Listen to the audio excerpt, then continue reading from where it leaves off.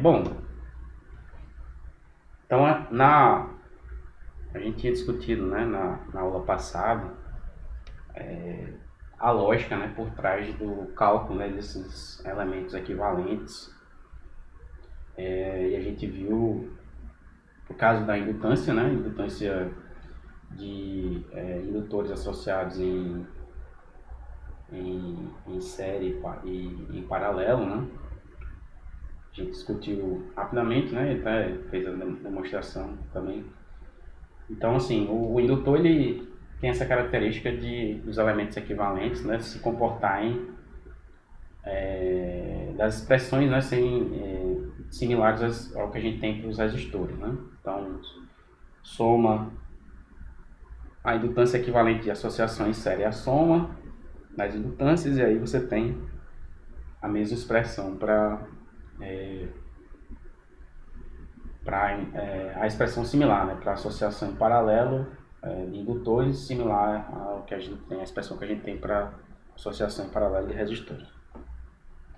Então isso foi um ponto, né, que a gente viu, só que faltou a gente discutir, né, o caso, né, quando você tem acoplamento magnético, né, entre esses elementos.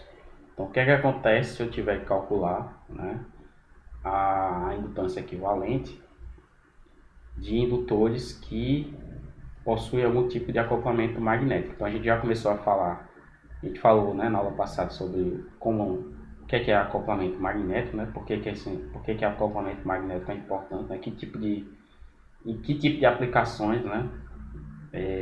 Acoplamento magnético aparece aí na vida de vocês e ele aparece muito, né? Na verdade. Então, desde a geração da energia na hidrelétrica, né, até a chegada na sua casa, vão ter vários dispositivos que vão utilizar acoplamento magnético. E também, né, aplicações como, por exemplo, carregamento sem fio de bateria de celular também ser, né, vão ser, vamos dizer assim, baseados, né, em algum sistema que tem acoplamento magnético. Então, indutância mútua é um assunto importante aí, né, principalmente pensando, né, nas aplicações que a gente tem para ela na engenharia elétrica. Bom, o que é que complica, né? Qual é a situação, né? Qual é o que o que nesse assunto de indutância mútua geralmente confunde, né? E complica vamos dizer assim, o trabalho, né, de vocês com os problemas que aparecem, né, utilizando contendo esse assunto, né? Então, o principal fator de confusão é a convenção do ponto, né? Então, isso, né, as referências que você adota, né, para escrever as equações quando você tem indutância mútua é o que geralmente as pessoas erram quando estão resolvendo problemas, né? Assim, bom, tem sempre aquela máxima, né? Se você não faz muito exercício, né? Na hora que você começar a fazer os exercícios é que você vai ver que você está se confundindo. Então não adianta você só assistir a aula e não fazer exercício, porque a confusão vai aparecer, né? Você vai só poder se parecer aquilo ali quando você estiver fazendo os exercícios. E aí no caso na indutância mútua, né? Como vocês veem no livro, a gente sempre tem, né? Se você tiver acoplamento magnético entre esses indutores, a gente tem agora um novo elemento gráfico aqui no circuito, que é um ponto, né? Então a gente já tem geralmente aqui indicado no circuito para cada indutor, né, que tem esse acoplamento magnético. Você vai ter um ponto, né? Então vamos supor que a gente tem um ponto aqui nesse terminal. E aí entre esses dois indutores aqui, a gente tem uma indutância mútua M, né? Então, por que a gente tem esse novo elementozinho gráfico aqui, que é esse ponto, né? Então a gente tem, por exemplo, no diagrama de circuito, o sentido, as correntes, né, indicadas aqui pelas setas, tem as polaridades das tensões, e agora tem esse ponto, né? Então para que serve, né, esse ponto aí no diagrama de circuito? Esse ponto, né, ele é uma nova convenção, certo? Que vocês agora têm que aprender, né, a utilizar. Então ele não tem relação nenhuma com outros assuntos, outras convenções que a gente viu anteriormente, mas é uma nova convenção que vai aparecer agora, única e exclusivamente para você poder definir a polaridade, né, da tensão induzida pela indutância mútua nos terminais desses indutores, certo? Só. Então, para que você trabalhe com circuitos com acoplamento magnético, né, você tem que entender bem, né, o que é que essa convenção do ponto aí diz, né, e como é que você pode escrever as equações desse circuito, né, da maneira correta, obedecendo a essa convenção. Né? Ok? Então essa é a dúvida principal aí que o Henrique levantou, né, e que é a dúvida mais comum, né, na verdade, quando você está escrevendo, quando a gente vê as resoluções aí desses problemas de acoplamento magnético. Mas veja, essa convenção não é nada demais, certo? Então é mais uma convençãozinha besta, né, tipo convenção passiva, que se você entende, né, faz alguns exercícios, né, e pega a lógica, nunca mais você erra isso aqui, certo? Então é aquela coisa que é mais uma coisinha que você precisa observar, certo? Que é importante, mas que não é uma coisa de outro mundo, né? Não é uma coisa que é de uma extrema dificuldade para você entender, certo? Bom, então como é que funciona essa convenção do ponto, né? Se eu quiser, vamos supor aqui que eu estou escrevendo, né, a tensão nesse circuito aqui, né, a tensão que vai aparecer nos terminais desse indutor L1, certo? Então aqui vamos escrever aqui a situação para o indutor L1, certo? Então essa tensão V1, né, que vai aparecer nos terminais de L1, ela vai ter agora, como esse circuito tem acoplamento magnético, né, ela vai ter duas componentes, né?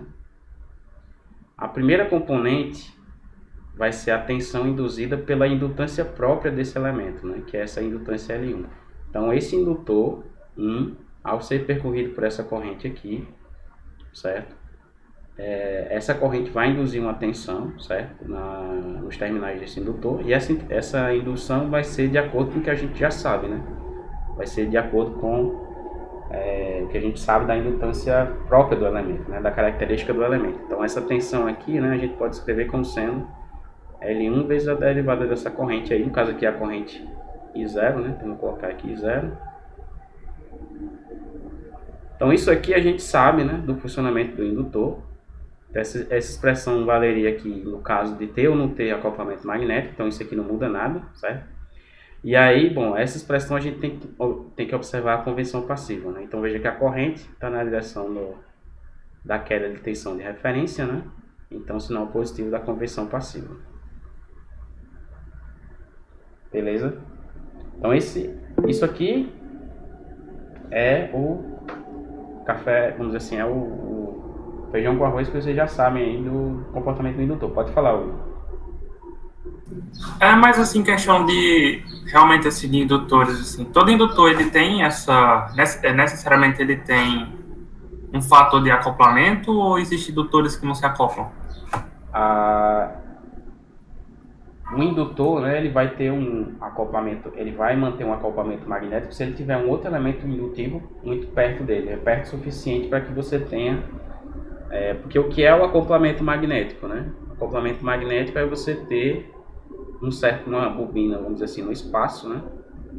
Fazer com que passe uma corrente por essa bobina gera linhas de campo magnético aqui, né? fechadas. E aí você tem essas linhas no espaço, né? Quanto mais intensa essa bobina, mais intenso vai ser esse campo. E aí se você tiver um indutor aqui próximo, né? Se você tiver uma situação em que essa corrente for intensa o suficiente para algumas linhas passarem, né, pelo interior desse indutor, aí aqui você vai gerar uma tensão induzida, tá? Aí vai haver um acoplamento magnético entre esses dois indutores, tá? Okay? Então, para haver acoplamento magnético, você tem que ter pelo menos 2 indutores, né? E esses indutores têm que estar próximos o suficiente para que eles compartilhem, né, linhas de campo magnético, vamos dizer assim. Então, um indutor apenas no circuito, né, não tem acoplamento magnético com ninguém, né, por definição. E aí a pergunta, né, sempre que você tiver indutores no circuito, você vai poder ter acoplamento magnético? Depende, né? Depende de como esses indutores estão, né? Se você tem, se eles estão próximos o suficiente, e às vezes você quer que esse acoplamento magnético, então se for um transformador, por exemplo, no circuito, você tem um acoplamento magnético por definição, né? Porque é o acoplamento magnético que é o princípio de funcionamento do dispositivo, né? Então no transformador os indutores estão extremamente próximos e na verdade estão compartilhando um núcleo. Tem um núcleo de ferro aqui, né? Então é um negócio assim, tem um núcleo de ferro por onde a maior parte do campo magnético vai passar, né? E o campo magnético vai passar por dentro desse núcleo. E aí você, por definição, gera um acoplamento magnético aqui muito forte, né? Entre esses dois indutores. Então no caso do transformador, o acoplamento é intencional, né? Você quer que ele aconteça no circuito. Pode ser que você tenha um acoplamento magnético não intencional, né? Então, nesse caso, por exemplo, se você tiver algum circuito lá qualquer, sei lá, resistores, indutores, mas isso aqui é um diagrama de circuito qualquer, né? Sei lá, uma fonte. E aí você tem algo desse tipo assim. Então pode ser que no projeto do seu circuito você não queria que esses indutores se acoplassem magneticamente, você queria que eles, vamos dizer assim, fossem independentes, né, um do outro. Então esse é o seu projeto. Só que na hora de fazer a placa do circuito, isso aqui ficou próximo disso aqui, né? Esse elemento aqui ficou próximo desse, né? E aí essa proximidade, né, causou sem querer um acoplamento magnético, né? Aí vai aparecer uma indutância mútua aqui entre esses dois. Aí o seu circuito, essa indutância mútua pode atrapalhar o funcionamento do seu circuito, né? Porque você poderia ter previsto o circuito para trabalhar de uma forma, desconsiderando a indutância mútua. Quando você construiu um circuito que colocou esses indutores muito próximos, a indutância mútua apareceu e aí o circuito começou a trabalhar de maneira estranha, né? Ou da maneira que você não estava prevendo, ou que você não queria. Então esse é um exemplo de um acoplamento magnético indesejado, né? Isso aqui entra na categoria do que a gente chama de indutância parasita, né? Então é uma indutância que aparece no projeto do circuito, né? Devido simplesmente à distribuição geométrica, né, dos elementos ali, né? E ela é parasita porque ela não, quer dizer, você não previu que ela aconteceria, né? Ela simplesmente aconteceu por conta da geometria daquilo ali, né? E aí essa indutância parasita pode causar alguns problemas dependendo da função desse circuito, né? Você quer que determinada tensão, determinada corrente se comporte de alguma maneira e a indutância parasita está mudando, né? Esse acoplamento magnético está mudando. Beleza, Henrique? Foi respondido aí? Então, assim, você pode ter acoplamento magnético sem querer, né? Indesejado, pode ter intencional, pode ter um acoplamento magnético intencional, mas para ter acoplamento magnético você tem que ter mais de um indutor, né? No mínimo 2 no seu circuito. E esses indutores vão ter que compartilhar, né, linhas de campo para poder existir um acoplamento magnético. Bom, então voltando aqui, né? A gente já presta atenção V1 aqui, a gente já escreveu a contribuição da indutância própria dele, né? Então, a expressão, né, que dá a variação, a tensão induzida em função da variação dessa corrente aqui, zero, é essa daqui, L1 vezes D0 dt. Isso aqui é a contribuição da indutância própria dele, né? convenção passiva, sinal positivo, né? Porque a corrente está na direção da queda da tensão.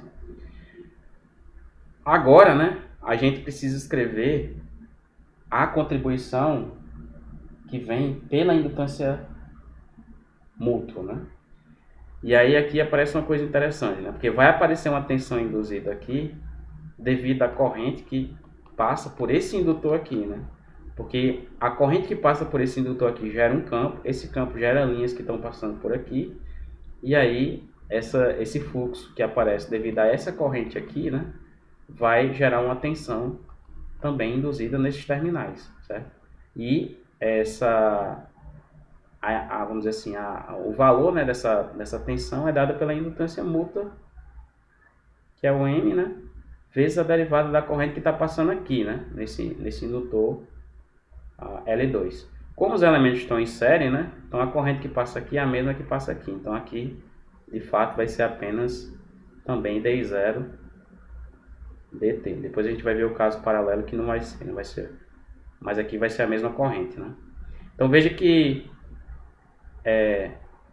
esse segundo termo aqui, né, essa tensão que é induzida pela indutância mútua, ela acontece devido à variação da corrente nesse indutor aqui, né?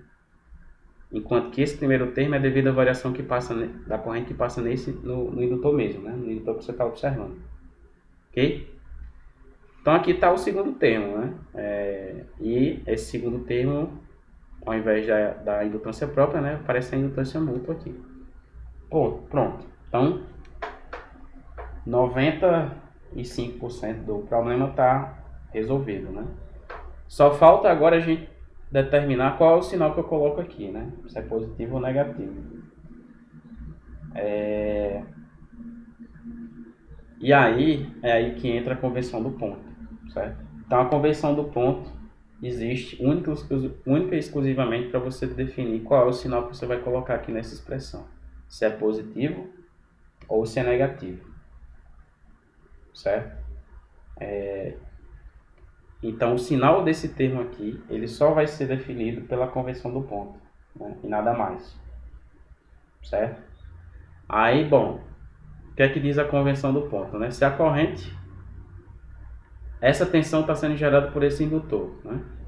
Então, se a corrente que está passando por esse indutor está chegando no terminal assinalado pelo ponto, né? E ela tá vindo aqui nessa direção, então a polaridade da tensão induzida, ela tem uma polaridade positiva no terminal assinalado pelo ponto, né? Então aqui é positivo aqui e negativo aqui para a tensão induzida pela indutância mútua, né? Então veja que aqui agora a gente tem uma polaridade para a indutância própria, que está aqui, e tem uma polaridade para a indutância mútua. Essa polaridade aqui foi definida por esse ponto que está aqui, né? E o sentido dessa corrente. Então eu estou vendo que a corrente está chegando no terminal assinalado pelo ponto, então tem que ser polaridade positiva no terminal assinalado pelo ponto do outro indutor, certo? E negativa no outro terminal, né? Obviamente. Então veja que aqui, né, essa polaridade da tensão induzida tem o mesmo sinal da polaridade da indutância própria, né? Então qual tem que ser o sinal? Qual é o sinal que vai aparecer aqui? Positivo ou negativo? Positivo, né? Porque está tudo no mesmo sentido, né? Então tem uma queda de tensão, as duas estão no mesmo sentido, né? Então aqui tem que ser sinal positivo. E aí morreu. Então agora você tem uma equação que inclui a indutância própria e a indutância mútua, né, do elemento. Beleza? Então vamos para o indutor 2, né? A indutor 2 é a mesma história, né? A gente vai ter um termo na indutância própria.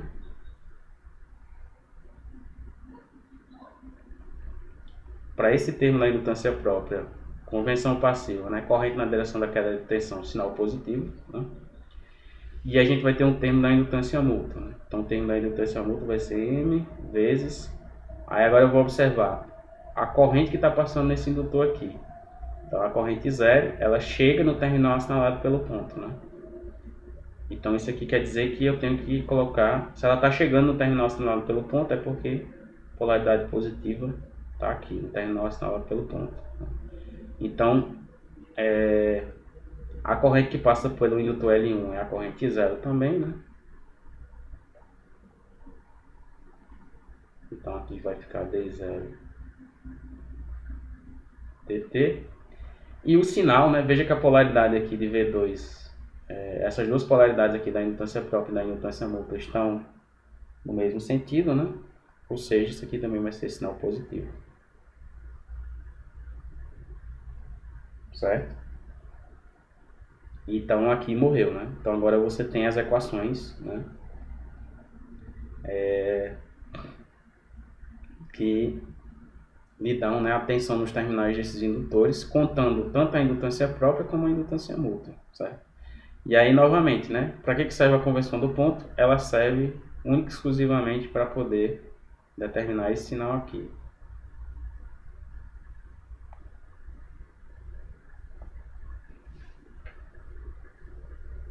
Tudo bem até aí, pessoal?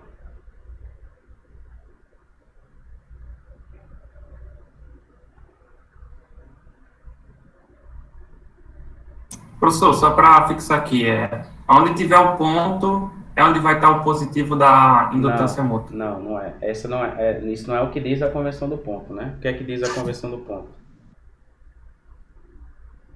A corrente está chegando, né? Conversão do ponto depende do quê?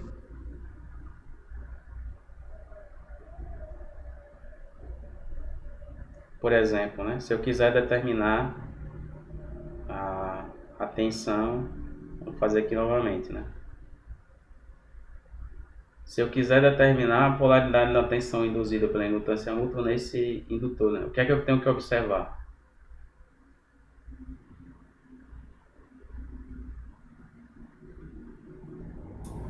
A corrente A corrente onde? que atravessa o indutor. Que indutor? Tem dois L1. no circuito. Hã? O L1? Novamente, né? Eu estou falando da conversão do ponto. Eu quero a polaridade da indutância própria já está definida aqui, né? É mais menos. Eu preciso saber a polaridade da indutância mútua, né? É isso que a conversão do ponto vai me dar. Então, para determinar a polaridade da indutância mútua aqui, eu tenho que observar a corrente onde? Em L2. Em L2, né? Então, novamente, né? Veja, a corrente I0, ela vem e ela está chegando aqui em L2. Ela chega, essa corrente ela está chegando no terminal assinalado pelo ponto. Então aqui chega I0, né? Ele chega nesse terminal que está assinalado pelo ponto. Aí o que é que diz a convenção passiva nesse caso? Bom, se a corrente estiver chegando no terminal assinalado pelo ponto, então você tem que assinalar a polaridade positiva no outro indutor onde o ponto estiver assinalado. Certo? E obviamente polaridade negativa aqui. E aí eu só vou comparar, né, a indutância própria com a indutância mútua. Eu estou vendo que elas têm o mesmo, a mesma polaridade aqui, né? Então, sinal positivo.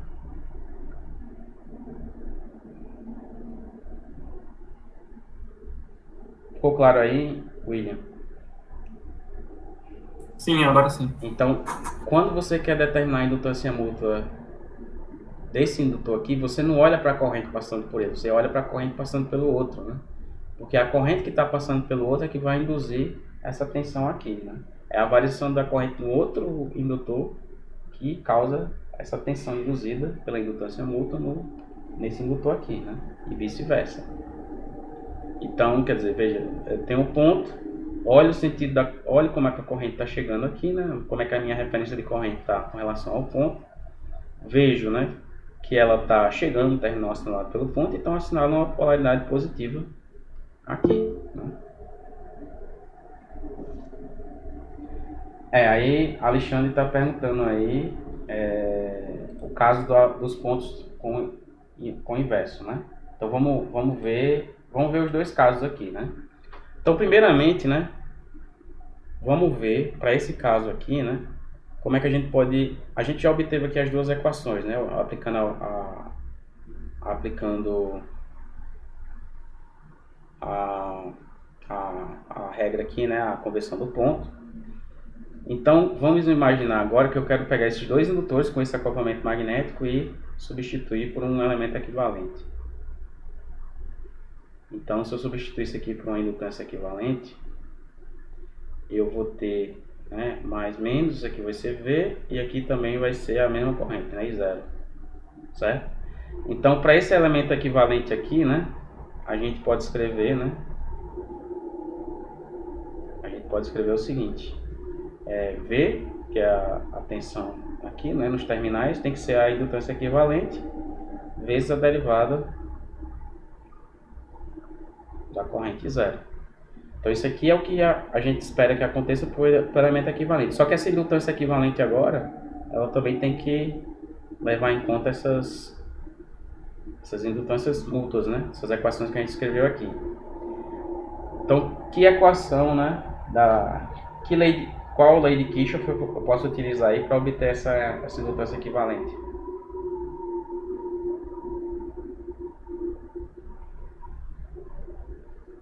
Qual é a lei de Kirchhoff que eu posso utilizar nesse circuito aqui para... LKC. LKT. Lei de Kirchhoff das tensões, né? Isso. Se eu escrever a expressão da lei de Kirchhoff das tensões aí, eu vou ter o seguinte, né? Menos V mais V1 mais V2 tem que ser igual a zero, né? Ou seja, V tem que ser igual à soma, né, de V1 mais V2. Só que, bom, eu tenho uma expressão aqui para V.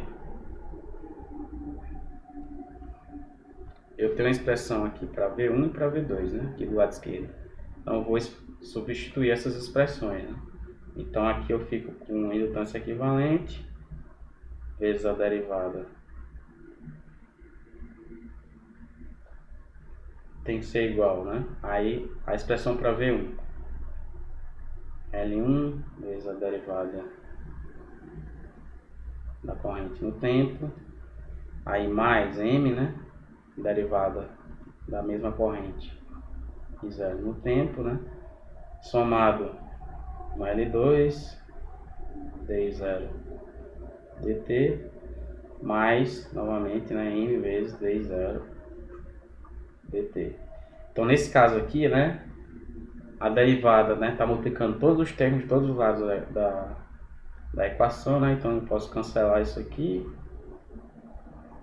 e vou ficar com a expressão que depende só das indutâncias, né? Então eu posso escrever o seguinte: fica aqui do lado esquerdo apenas a indutância equivalente, aqui eu vou ficar com L1 somado com L2 somado com 2M, né?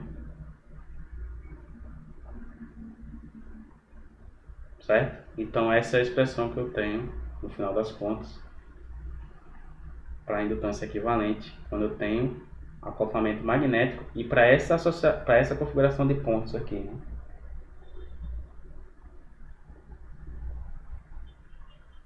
Certo? Então veja que nesse caso aqui, né, para esse caso em particular, a indutância mútua, né, ela aumenta a indutância equivalente do circuito. Então não é simplesmente a soma, é a soma mais duas vezes o valor da indutância mútua aqui, que é a indutância equivalente, né? Então veja que a indutância equivalente ela cresce, né, quando o acoplamento magnético aumenta. Se não tivesse acoplamento magnético entre esses indutores, né, M seria igual a zero, né? Sem acoplamento magnético, M seria igual a zero, a indutância mútua seria igual a zero, e essa indutância equivalente convergiria para o valor da associação em série, né? L1 mais L2.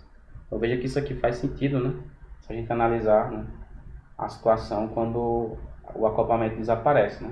Desaparecendo o acoplamento magnético, esse termo desaparece e fica só a soma das indutâncias, né? Pois não, Francine? Aí, nesse caso, a gente pode dizer que a energia está armazenada em 3 campos diferentes, professor? Na verdade, não existem 3 campos diferentes, né? Essa indutância mútua, ela serve meio que como... Ela meio que media, né? Como essa distribuição está... Existe apenas um campo. Na verdade, existe o campo gerado por esse indutor, né? Existe o campo induzido pela corrente que passa aqui, existe o campo induzido pela corrente que passa aqui, E uma parte dessas linhas, desses campos, né, são compartilhadas entre esses dois, certo? Então, o que é que a indutância mútua caracteriza? Ela caracteriza a energia que está compartilhada entre essas linhas de campo que estão entre esses dois, né? A indutância própria aqui, ela caracteriza as linhas de campo que estão só aqui e aqui as linhas de campo que estão só aqui, né? Então, se você dividir, né, esse campo em três partes, né, ou seja, o campo que está aqui apenas, o campo que está aqui apenas e o campo que está compartilhado, você pode dizer, não, tem três campos diferentes, né? Só que, vamos dizer assim, né, na prática é um fenômeno só, né? Você tem um campo magnético se estabelecendo ali naquela região e algumas linhas desse campo estão sendo compartilhadas, né? Então, faz sentido de um certo ponto de vista, mas, assim, na prática é um campo só que está ali, né? Então, esse parâmetro de indutância mútua, ele aparece simplesmente para poder caracterizar, até porque a gente não vai discutir nessa aula de hoje, mas se vocês virem lá no cálculo da energia, né, armazenada no campo, vai fazer diferença, né? Algumas situações, né? Então, a energia pode ser maior ou menor dependendo da configuração dos pontos, das correntes, etc. Certo? Está lá na aula de indutância mútua, vocês dão uma olhada, está bem explicado lá, certo? Mas é sempre complicado a gente tentar dividir as coisas assim, né? Porque de fato aqui o fenômeno está acontecendo, né, de uma maneira conjunta, certo? Ok, Francisco? Não sei se ficou claro a resposta. Sim, professor, deu para entender, sim. Bom, pessoal, então esse foi o caso, né, dessa configuração de pontos, mas a gente pode ter outra configuração de pontos no circuito, né? Pode ter duas, né, de fato. Foi a pergunta aí do Alexandre, né? Então, vamos ver aqui uma configuração diferente agora, né? Então, vamos pegar isso aqui. Então, ao invés de deixar esse ponto... Sim, outra coisa, né? Se eu tivesse... Eu tenho isso aqui para esses dois pontos aqui, né? Se eu tivesse os pontos aqui embaixo, as expressões seriam as mesmas, né? No final, as expressões seriam as mesmas. Então, vamos só analisar, as expressões vão ser as mesmas, vamos analisar aqui, né? Para a gente ver que realmente vai dar a mesma coisa, né? Pela convenção do ponto. Então, vamos imaginar que a gente está tentando definir novamente a polaridade desse sujeito aqui, né? Esse carinha aqui, depois a gente vem para esse cara aqui. Só que agora a gente tem essa configuração do ponto, né? Os dois pontos agora. Antes a gente tinha aqui e aqui, agora a gente só mudou de lado, né? Os dois, simultaneamente. Aí o que é que vai dizer, o que é que a convenção passiva vai dizer, o que é que a convenção do ponto vai nos orientar a fazer aqui nessa situação? Então veja que a corrente está vindo aqui, né? E se eu quiser determinar a indutância mútua aqui, a tensão da indutância mútua nesse indutor aqui, eu tenho que observar como a corrente passa nesse indutor aqui, né? Então a corrente vem e ela passa, só que ao invés de estar entrando no terminal assinalado pelo ponto, ela está saindo pelo terminal assinalado pelo ponto. Tá? E aí o que é que diz a convenção do ponto quando a corrente está saindo pelo terminal assinalado pelo ponto? O que é que diz a convenção do ponto nessa situação? Qual é o sinal que a gente tem que atribuir a esse ponto aqui? Negativo. Negativo, né? Então veja que corrente saindo do terminal assinalado pelo ponto, eu tenho que colocar a polaridade negativa no terminal assinalado pelo ponto desse indutor. Então aqui vai ficar menos e mais, né? Só que veja que é a mesma coisa do caso anterior, né? As polaridades aqui estão idênticas, né? Então aqui também vai ser um mais aqui, né? Certo? E vice-versa, né? Se a gente agora observa se a gente observar agora o indutor aqui de baixo, né? Então a gente tem que, para determinar a polaridade da tensão induzida pela indutância mútua aqui, a gente tem que ver como é que a corrente está se comportando nesse indutor. Então ela vem e ela sai pelo ponto aqui também, né? Se ela sai pelo ponto, então tem que ser negativo, polaridade negativa nesse terminal aqui, né? Então novamente as polaridades estão batendo, né? Se as polaridades estão batendo, aqui tem que ser mais, né?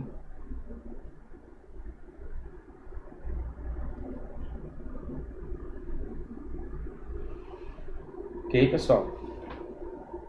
Então, é só isso, né? Conversão do ponto é apenas isso, né? Nada mais. Então veja que nessas duas situações as equações são as mesmas e a indutância equivalente é a mesma, né? Então a indutância equivalente é a mesma se esses pontos estiverem assim, né? Ou se eles estiverem os dois aqui em cima, né? Tanto faz. A indutância é a mesma. Agora a situação vai mudar se a gente mudar só um desses pontos, né? Se a gente mudar aqui, por exemplo, só esse ponto aqui do segundo indutor.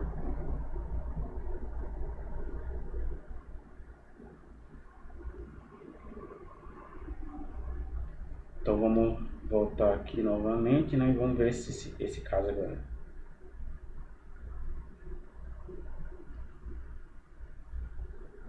Qual é a polaridade que eu coloco aqui agora nessa situação?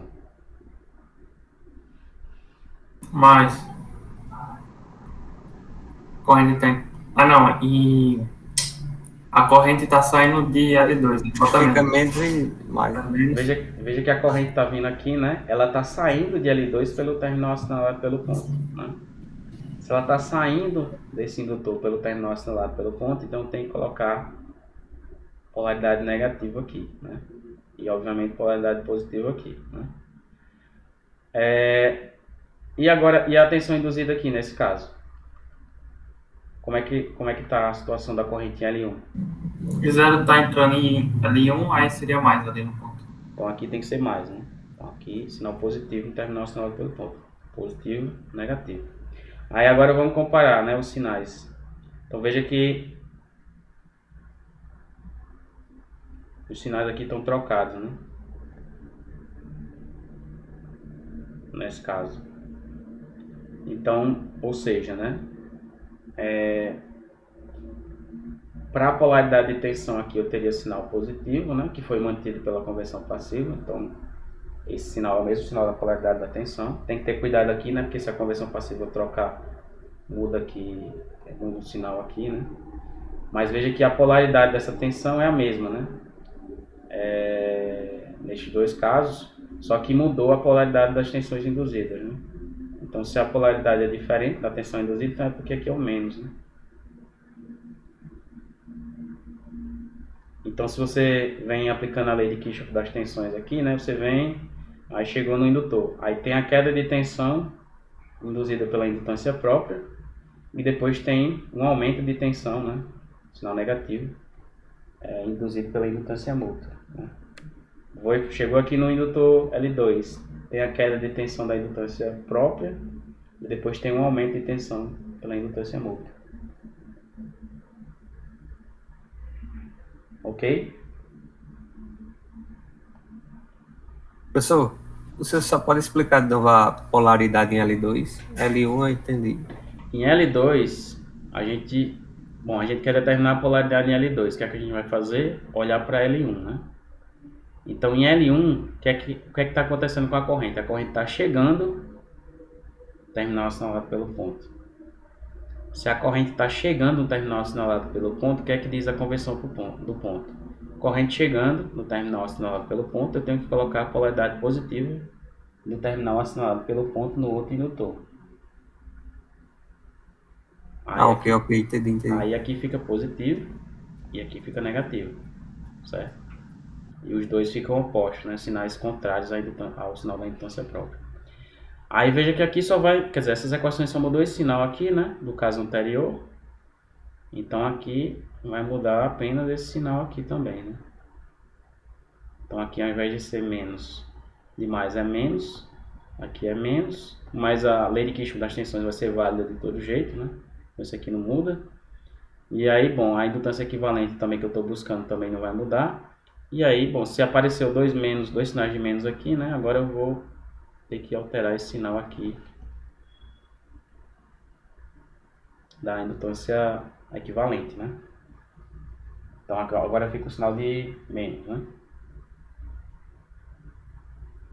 certo? Então, essa é a expressão para esse caso aqui. Veja que mudou, né, do caso anterior. Antes era um sinal de mais, agora é um sinal de menos. E a única coisa que mudou foi a disposição dos pontos, né? Certo? Então, nessa situação aqui, né, quer dizer, a expressão geral para a indutância equivalente seria você colocar alguma coisa do tipo. Isso aqui pode ser mais ou menos 2M, né, dependendo da configuração dos pontos, né, dos indutores, certo? Vai ser sempre mais se você tiver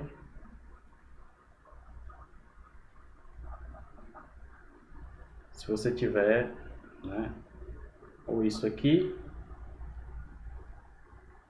ou se você tiver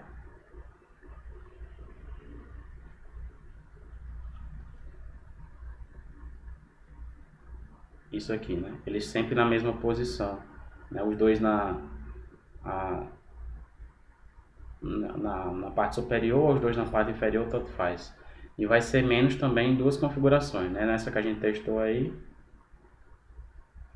aqui vai ser menos. Tem que estar separado. Se estiver junto, fica negativo. Então veja que aqui, né? Se a gente colocar o ponto aqui e o ponto aqui, foi isso que a gente fez, vai ser menos. E se a gente inverter, né? Então se a gente colocar isso aqui e esse cara aqui, né, também vai ser menos, né? Então aqui é mais, aqui é mais, aqui é menos, né?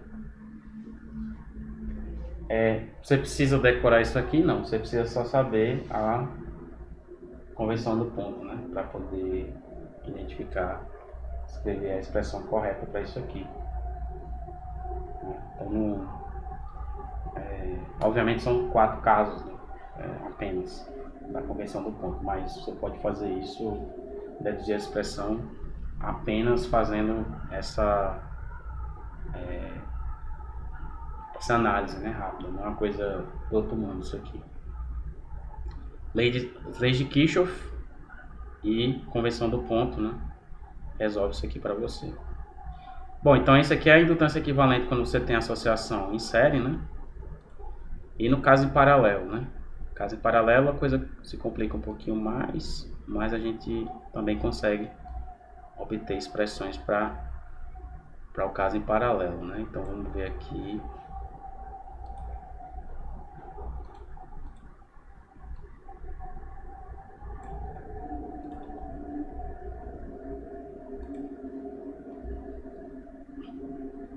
Caso em paralelo, né? Então, primeiramente, né, no caso em paralelo, vamos analisar as situações em que a gente tem os pontos, né, os dois pontos orientados da mesma maneira, vamos dizer assim. Então, aqui a gente tem uma indutância mútua N e esses pontos aí estão indicando, né, a convenção do ponto para a gente nesse circuito. Então agora novamente, né? Vamos escrever. Bom, a tensão é comum para os dois indutores, né? Aqui. Então o que é que a gente pode escrever para esse circuito aí, para esse indutor L1? Né? Que expressão a gente pode escrever para VL, né? Nesse caso, qual é o primeiro termo aqui? Para esse indutor L1, qual é o primeiro termo da tensão aí? Indutância própria, L1, D1, DT. D1, DT. Então, L1 vezes D1, veja que a corrente agora é a corrente 1 que passa por ele, né? DT. E o segundo termo aqui? E o segundo termo é M D2 DT. MDI2 DT, né? Então, exatamente, né? Então, é a variação da corrente que passa no segundo indutor via o acoplamento magnético pela indutância mútua gera uma tensão induzida nesse indutor 1, né? Então, a variação dessa corrente 2 é que vai induzir essa tensão em 1. E aí, essa tensão é mediada pela indutância mútua. Aí, agora falta a gente determinar o sinal da indutância mútua aqui, né? Então, qual vai ser o sinal, né? Qual é a polaridade aqui que eu estabeleço para a indutância mútua nesse indutor L1? Positivo. É positivo onde? Em L1. Sim, mas Porque pode ser positivo I2 aqui está embaixo, entrando pode ser positivo aqui embaixo, pode ser positivo aqui em em cima. cima, positivo em cima. Então é positivo no terminal assinalado pelo ponto, não é isso? É isso aqui. Por que isso aqui é assim? Bom, é só você olhar o que está acontecendo no indutor L2, né? A corrente está chegando, né, no terminal assinalado pelo ponto. A corrente vem aqui, né, se divide e chega no terminal assinalado pelo ponto, né? Ou seja, tem que ser polaridade positiva nesse terminal aqui. Aí você, bom, compara agora a polaridade de referência aqui não tá, quer dizer, para L1 e para L2 é essa mesma aqui, né? Então veja que está idêntica, né?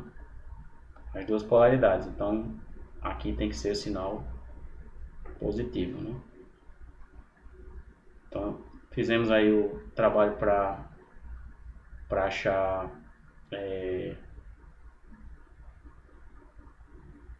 fizemos aqui o trabalho para achar a tensão, essa tensão VL, né, no indutor L1. E agora a mesma tensão VL no indutor L2 pode ser escrita como? Vamos dizendo aí, pessoal.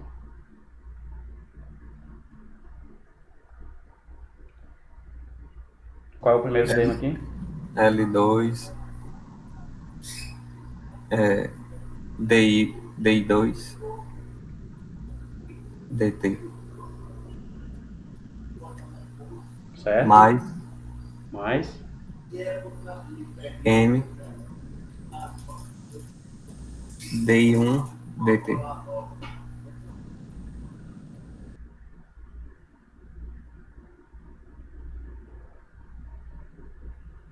Tudo ok, pessoal? Tá certo? É positivo aqui. Por que isso aqui vai ser positivo? Porque olhando o primeiro ponto, né, a corrente está chegando no ponto.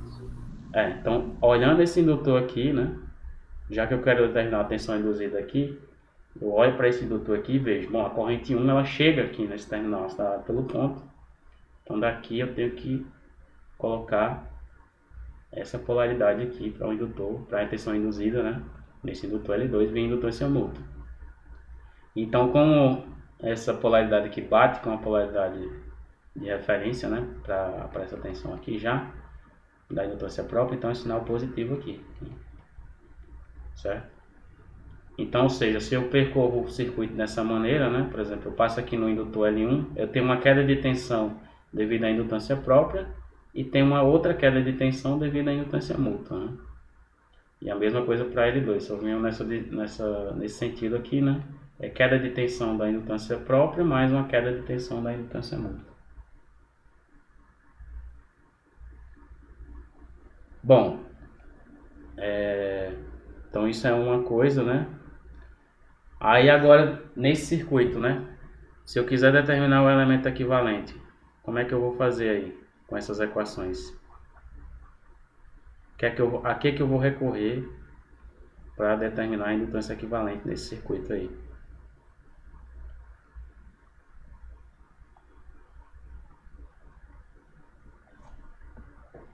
Eu vou correr para onde?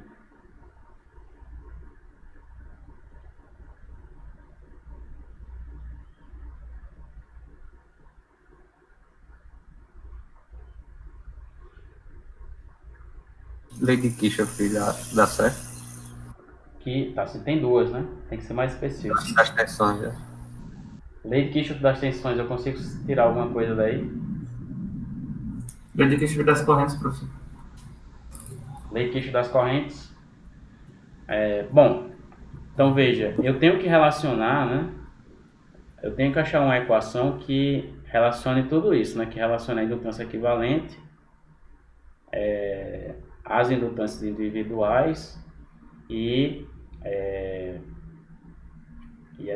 a tensão, né? Então veja que para escrever essa, se eu aplicar a lei de Kirchhoff das tensões aqui, eu tenho que escolher uma malha, né? Então a malha fechada só vai conter, sempre vai ficar faltando alguma coisa, né? Porque, por exemplo, eu posso fazer essa malha fechada aqui, inclui isso aqui, mas não inclui isso aqui, né? Então eu posso fazer uma malha fechada aqui, vai incluir esses dois, mas vai faltar isso aqui. E eu posso fazer uma malha assim, né, também. Que também vai excluir esse cara aqui. Então, qualquer que seja a malha que eu escrevo aqui, né, para aplicar a lei de Kicho das tensões, vai ficar só faltando algum desses termos aqui que eu quero que esteja na equação. Então, a lei de Kicho das tensões aqui não vai me dar muita coisa, né?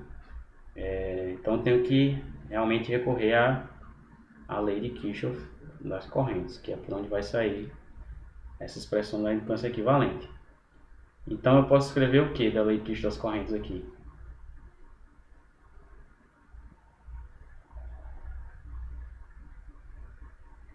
E aí, pessoal?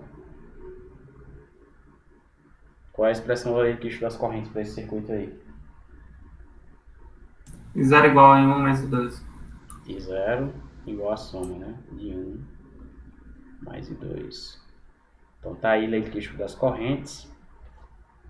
Bom, agora a gente vai poder, né, fazer algumas manipulações aqui, né? Bom, primeiramente, uma coisa que eu posso escrever, né, como eu sei que essa lei de Kirchhoff me dá isso aqui, né, só aplicar a derivada dos dois lados dessa equação, né? Posso aplicar aqui do lado esquerdo e posso aplicar do lado direito, né? Derivada da soma, a soma das derivadas, então eu vou ficar com isso aqui.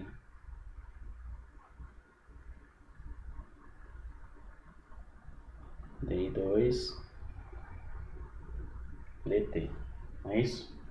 Então esse é uma expressão que eu posso escrever para isso aí. Será que isso aqui vai ajudar? Né? Talvez ajude, porque aqui essas derivadas estão aparecendo aqui, né? D1 mais D2 estão aparecendo aqui. E D0 dt vai entrar, né, na expressão que eu quero, né? Que é essa expressão aqui, né? VL, a expressão para o elemento equivalente, né? Então isso aqui eu posso escrever na lei de Kirchhoff das tensões, e do elemento equivalente eu posso escrever o seguinte: eu quero que essa tensão, obviamente, seja igual a indutância equivalente vezes a derivada da corrente que passa pelo elemento equivalente, que é I0, né? Essa corrente zero aqui. Então, isso aqui é uma coisa que também eu sei, né?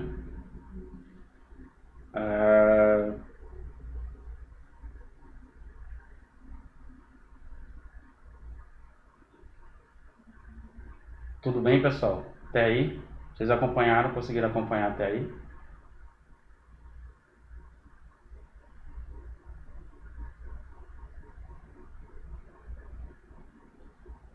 Tudo certo, professor. Tudo certo, né?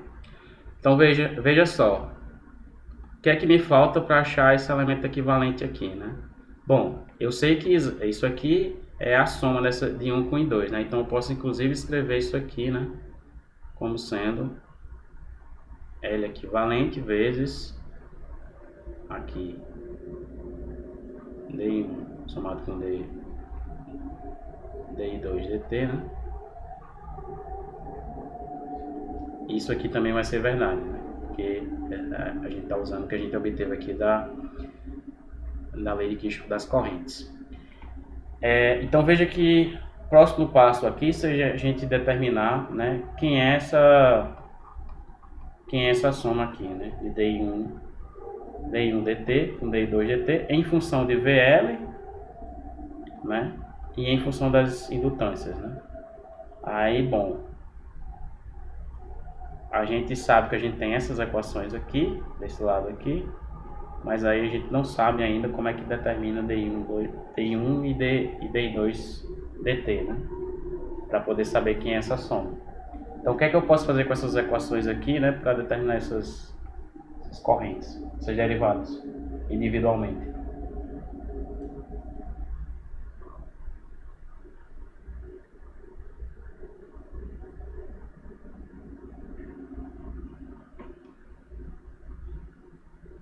Eu posso determinar D1 dt e D2 dt aí, a partir dessas equações aí do lado esquerdo.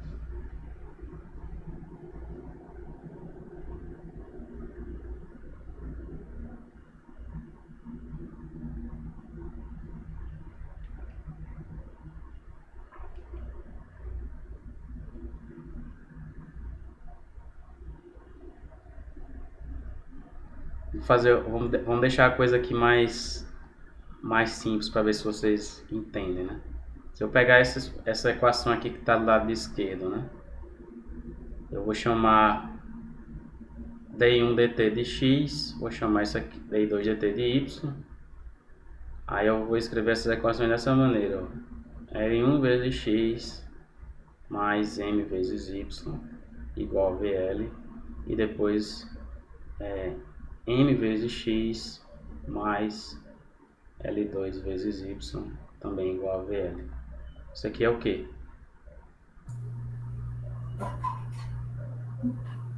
Sistema linear, professor. Sistema linear, né? Então, se x e y aqui são d1, dt, eu consigo determinar x e y resolvendo esse sistema linear, né? 2 por 2. Certo? Eu posso, inclusive, até para facilitar a situação aqui, a gente pode escrever esse sistema linear numa equação matricial, né?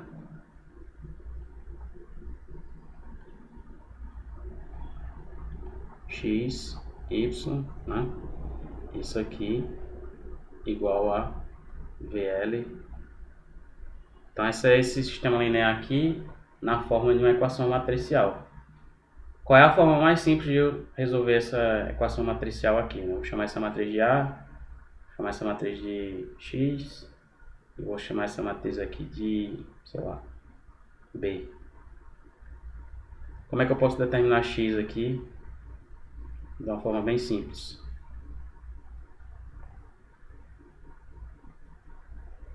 Álgebra linear, pessoal.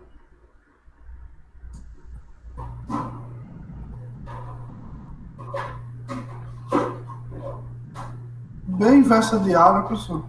Exato, né? Então, se eu multiplicar a inversa de A aqui dos dois lados, né? Então, A inversa vezes B vai me dar X, né? Que é que eu estou procurando. Então, esse vetor aqui com X e Y, né? Uma vez que eu sei que essa matriz A é essa daqui e eu sei que essa matriz B é essa daqui, se eu calcular a inversa de A, né, e multiplico por B, isso aqui vai me dar esse vetor X isolado, né? E a inversa de A aí vai ser quem? A inversa de uma matriz 2 por 2.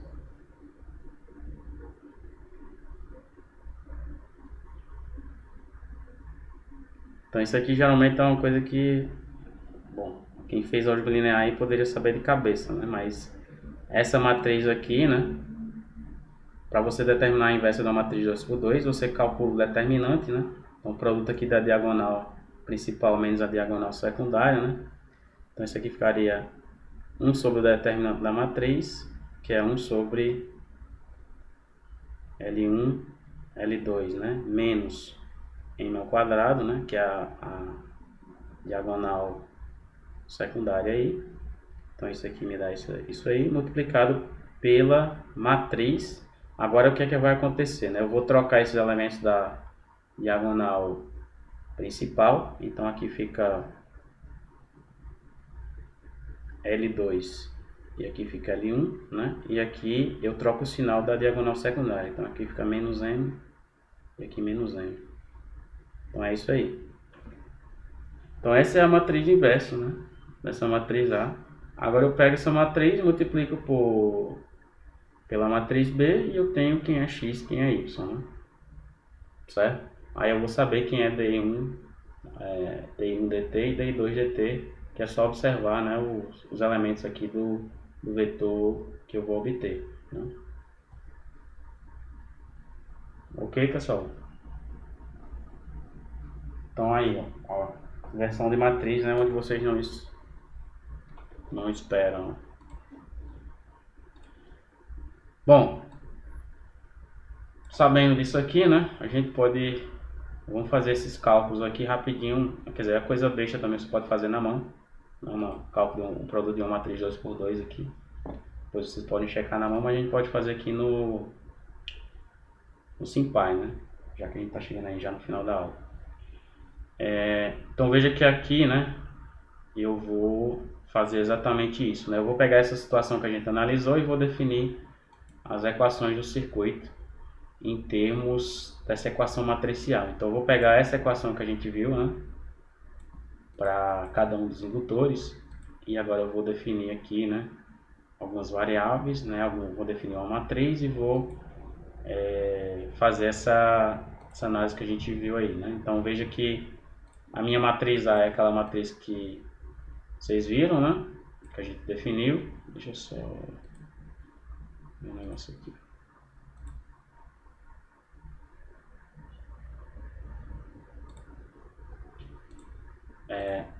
Então, novamente, né? A matriz A é aquela matriz, né? Diagonal principal com as indutâncias próprias, e diagonal secundária com a indutância mútua. A matriz B, né? Que aqui no caso eu estou chamando de matriz V, né? Que é um vetor, só que tem dois valores de tensão idênticos, né? Duas funções aqui idênticas. E depois a matriz, que seria a matriz X, né? Que é a matriz das derivadas, né? Que é quem eu estou querendo determinar, né? Então, de fato, a equação que eu tenho aqui, né, é exatamente essa daqui, né? É a tensão igual ao produto da matriz A pela matriz de derivadas, né? Que foi o que a gente viu aqui, né? Então, tensão, que é isso aqui, é o produto da matriz A pelo vetor de derivadas. Então tá aqui a nossa equaçãozinha e aqui agora a gente só precisa calcular a matriz inversa, né? Deixa eu só ver aqui.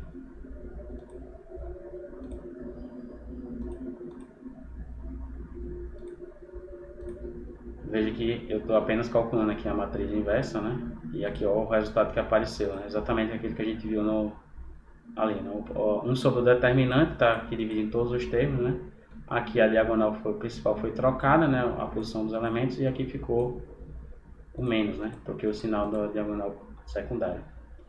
E agora eu só vou pegar a matriz inversa e multiplicar pelo vetor de tensões, né, e vou ver qual é a expressão que eu obtenho para cada um desses derivadas aí. Vou fazer isso aqui.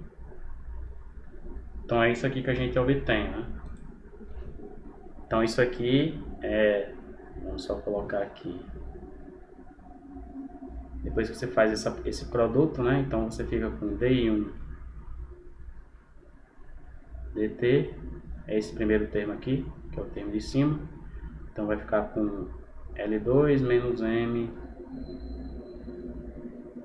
L1, L2 menos M ao quadrado, vezes V de L, né? Então isso aqui é a expressão para a derivada de 1 e para a derivada de 2.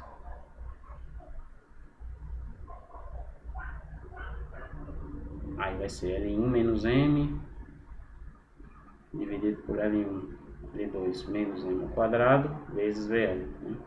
Então aqui a gente determinou quem é D1 dt e quem é DI2 dt, né? Então, voltando aqui, era o que a gente precisava determinar, né? Para colocar aqui na soma. Então, feito isso, aí aqui embaixo a gente pode somar as duas coisas, né? Então vou pegar, né, os dois termos desse vetor que eu calculei aqui, somar os dois, né? Esse aqui vai ser a soma de DI1 com DI2 dt. Então fico com isso aqui, né? Essa expressão. Mas veja que VL, né, já aparece aqui nos dois, já é uma coisa que eu posso colocar em evidência. Esse denominador aqui é o mesmo, né?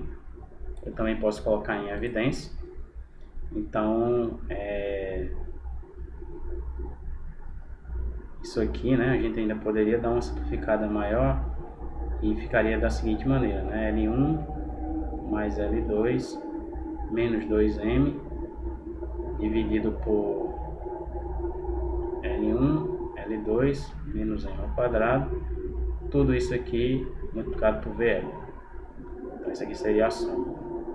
Isso aqui, né, é a derivada da corrente 0 dt, mas a gente sabe que d0 dt, isso aqui vai ser VL sobre L equivalente, né? É só passar o L equivalente dividindo aqui e a gente tem isso aqui. Então isso aqui, né, que está calculado aqui, isso aqui na verdade é igual a VL sobre L equivalente. E aí aqui, né, isso aqui vai embora. 1 sobre L equivalente é é isso aqui, ou seja, L equivalente vai ser igual ao inverso disso aqui, né? Então, ou seja, L1, L2 menos M ao quadrado dividido por L1 mais L2 menos 2M. Então, isso aqui é o que vai dar o L equivalente nessa situação. Aí veja que interessante, né? Se o acoplamento magnético desaparecer entre os indutores, M vai ser igual a zero, então esse termo aqui desaparece, esse termo desaparece, sobra só a associação em paralelo, né? L1 vezes L2 dividido pela soma. Ou seja, indicativo que, obviamente, esse caminho está correto, né? Então aqui, né, embaixo tem também a última parte, que é a obtenção dessa expressão, que é justamente pegar essa derivada aqui e dividir por... enfim, definir a indutância equivalente como sendo VL dividido por isso aqui, que já está calculado aqui, né? E já calcular direto aqui. Então essa é a expressão que a gente tem para a indutância equivalente no caso de indutores com acoplamento magnético e estando em paralelo, né? Então veja, um pouquinho mais complicado, né? Mas também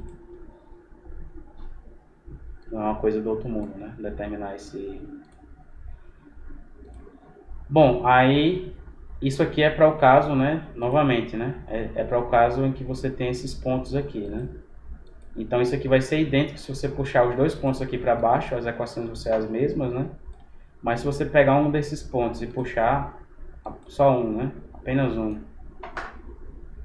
e puxar, aí vai mudar o sinal aqui dessas indutâncias. Em vez de positivo, vai ficar negativo. Qual seria a expressão para a indutância equivalente se esses pontos aqui fossem negativos? Então, para a gente cortar o trabalho aqui, a gente só vem aqui no notebook e muda aqui o sinal, né, da matriz. Então, vou colocar um menos aqui, outro menos aqui, né, e vamos rodar tudo de novo. Então, roda isso aqui, roda isso aqui novamente, né, o sinal negativo apareceu aqui, matriz A mudou o sinal, né, aí novamente aqui, soma aqui, veja que mudou aqui o sinal aqui em cima, né? E aqui por último a indutância equivalente.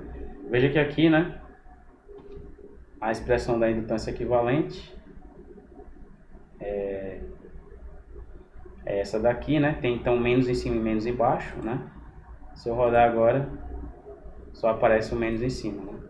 Então o menos de baixo mudou. Então essa é a única diferença, né? Então no fato, dependendo da conversão do ponto, essa indutância equivalente da associação em paralelo é isso aqui. Dividido por... aí mais ou menos 2M, né? Dependendo da configuração dos pontos lá. Ok, pessoal? Alguma pergunta? Alguma dúvida? Pois não, Luiz? Ô, professor, no caso dessa matriz A, é sempre garantida a não singularidade? Ou quando existe alguma singularidade? Boa pergunta. Aí, agora eu vou para vocês, né? Quais são as condições para que essa matriz não seja singular?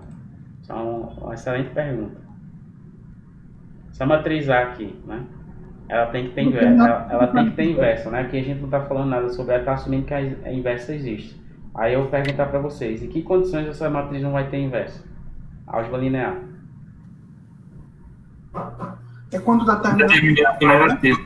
Bom, for zero. Determinante zero. Se o determinante for zero, a matriz não tem é o quê? Não tem inverso. Não tem inverso, né? Então, isso aqui, né, vai ser válido, né, se o determinante dessa matriz tem que ser maior ou igual a zero, né?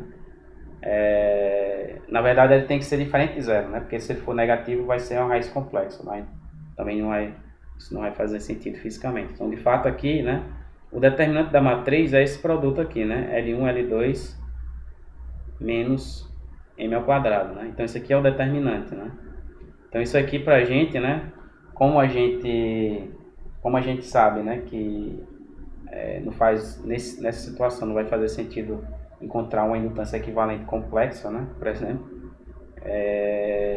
Então isso aqui a gente pode dizer que teria que ser maior que zero, né, certo?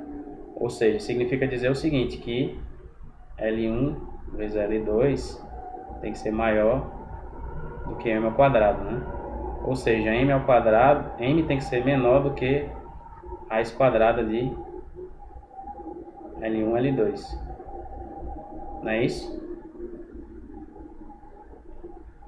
Tá correto isso aí?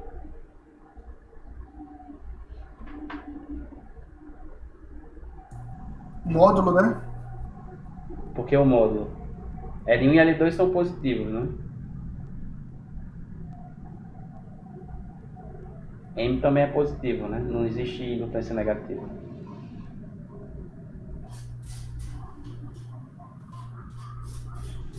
Ok? Então essa é a condição para que você tenha sempre essa matriz inversível, né? Só que pela definição de indutância mútua, se vocês virem lá no livro, né? Inclusive na aula, esse M ele é relacionado com esse, se o indutor for linear, perfeitamente linear, né? Isso aqui vai ser coeficiente de acoplamento vezes a raiz quadrada de L1 e L2. E esse coeficiente de acoplamento aqui, ele está entre 0 e 1, né? Certo? Então,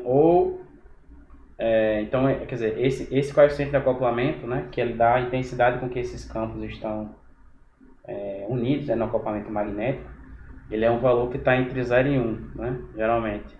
E aí veja que, obviamente, se ele está entre 0 e 1, né,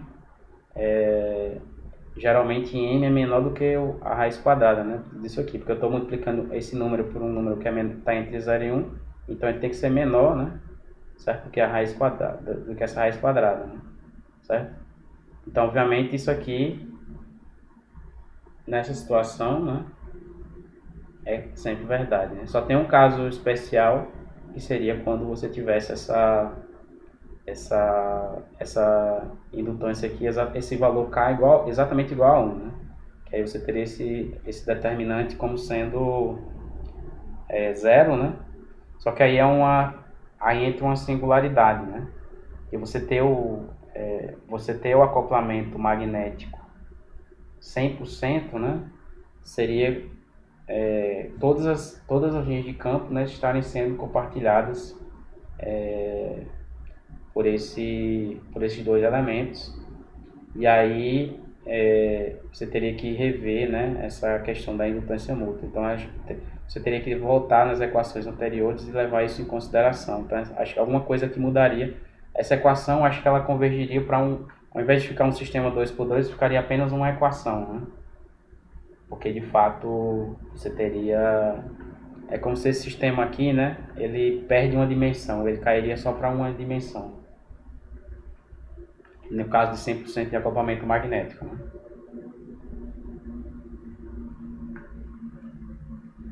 Beleza? Mas no caso geral, né, esse acoplamento está sempre entre 0 e 1, e aí isso aqui é sempre verdade e essa matriz é sempre inversível. Certo? Mas a pergunta foi muito boa, viu, Luiz? É exatamente isso aqui exemplifica exatamente essa função do acoplamento magnético aqui, né? Vocês veem aí no livro, inclusive. Professor, então na prática, o valor de acoplamento magnético a gente nunca vai, digamos, comprou um indutor, a gente nunca vai saber exatamente quanto é, né? A gente teria que... Não, ele vem especificado. Ele vem especificado. Mas para tipo, uma certa distância, né? Não, assim, bom, depende do que é que você está dizendo. Porque assim, quais são os indutores que você compra acoplados magneticamente? Os transformadores, né? Então, esses são os únicos indutores que você vai comprar com acoplamento magnético, né? Estabelecido. Entendeu? Você não vai comprar um indutor avulso com acoplamento magnético, você vai comprar um Já compra transformador. pronto, né? O transformadorzinho. Aí esses parâmetros vão vir especificados, certo? Para o transformador. Inclusive o acoplamento magnético, o coeficiente de acoplamento magnético vai vir especificado, né? Vai vir no datasheet do elemento. Certo? Então, inclusive para a gente concluir aqui, né? Vocês me perguntaram nas aulas passadas, né? Como faz para simular lá no Falstari, né? Esses circuitos, né? Com acoplamento magnético, eu falei que é você utilizar aquele bloco do transformador, né? Então aqui, para a gente terminar, eu vou só mostrar para vocês, né? Duas simulaçõezinhas aqui utilizando um transformador, né? Que basicamente são dois indutores acoplados magneticamente, né? Então veja que eu coloquei o transformador aqui, né? Tem um enrolamento aqui desse lado, primário e secundário. Aí veja que interessante, né? Você pode, por exemplo, né? Na situação normal ele vem assim, né? Então ele vai vir no diagrama de circuito assim. Então quando ele vem assim é porque a convenção do ponto, ele está assumindo que os dois pontos, né? Ou os dois pontos estão aqui, ou os dois pontos estão aqui, que é aquele caso basicão, né? Que a polaridade é sempre positiva nas equações. Mas você pode trocar, né? E vir aqui e mudar a polaridade, né? Então quando você aplicar isso aqui, você vai ver que no diagrama de circuito apareceu agora um pontozinho aqui e outro pontozinho aqui embaixo, né? Só para indicar que essa polaridade que você escolheu é a polaridade invertida dos pontos, né? Certo? Então você pode fazer isso, né? Aí como eu falei, né? Aqui as especificações do transformador. Ele vai vir com a indutância que você quer aqui, a razão entre a relação entre a indutância do primário e a do secundário, né? Que você determina aqui por essa razão, né? E o coeficiente de acoplamento, né? Que é justamente aquilo que a gente discutiu, né? A relação que vai dar a indutância mútua em função das indutâncias próprias, né? Então, aqui, né, nessa simulação, eu estou gerando, tem uma fonte aqui que está variando tensão, né, e corrente. Então, tem uma corrente que está variando o tempo aqui, né? Ou seja, eu tenho uma corrente variando aqui que induz uma tensão aqui, né? Então, tem corrente passando por esse resistor de 50 ohms aqui, né? De onde é que vem a energia para alimentar a corrente que está aqui? Ela é transferida, né, via o acoplamento magnético desse circuito que está aqui, né, dessa fonte que está aqui para cá. Aí veja o que acontece, né? Eu deixei aqui um sliderzinho para mexer no acoplamento, no coeficiente de acoplamento, né? Então eu posso aumentar e diminuir o acoplamento, né? Então quando eu aumento o acoplamento, veja que desse lado aqui que eu estou vendo a corrente aqui, né? Desse resistor de 50 ohms, a corrente aqui ela tá de uma certa forma. Se eu eliminar o acoplamento, né? Colocar zero de acoplamento, né? Ou seja, zero de acoplamento não tem nenhuma tensão aqui sendo induzida pelo indutor, pela corrente passando por aqui, né? Veja que não tem mais corrente no resistor, né? Que não tem mais energia passando desse circuito para cá. Para aumentar e diminuir o acoplamento, tem que variar a distância, né? Se você pensar que você tem dois indutores próximos, você poderia pensar que você estaria afastando, né, um indutor do outro. Aí você estaria diminuindo o acoplamento, né? Certo? Ok. Então, aqui a gente vai... Aqui você pode colocar esses elementos na simulação e fazer pegar alguns circuitos que você tem aí, né? Enfim, fazer alguma coisa com acoplamento magnético, né? A única coisa que eu não tenho certeza, né, se esse modelo do transformador aqui, por trás dele, ele não pode ser que ele tenha mais alguma coisa escondida, né? Que não seja simplesmente tão simples como a gente está supondo aqui, né? Mas isso aí tem que ser alguma coisa para cavucar aqui e ver depois. Mas a princípio, né, ele funciona como esperado, né? Ele funcionaria como a gente, vamos dizer assim, esperaria desse diagrama, desse circuito, né?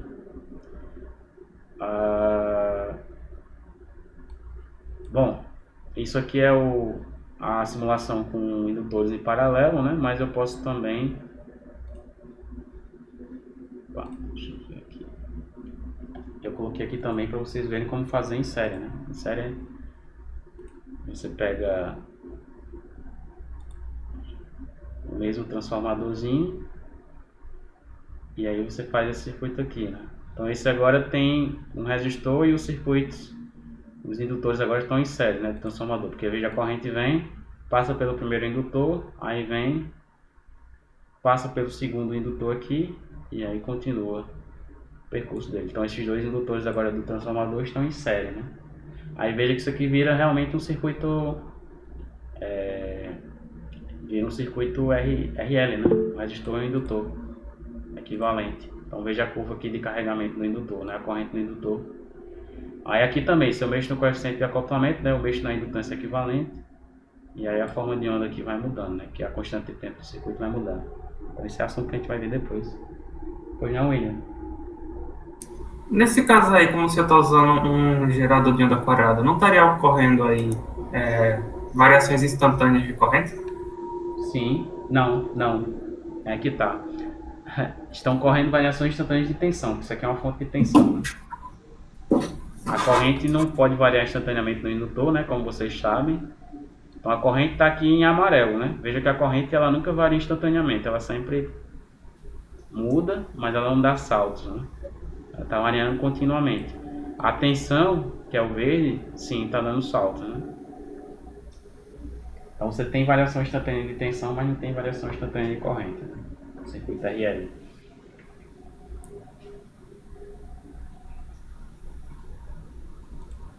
Deu para ver aí, William?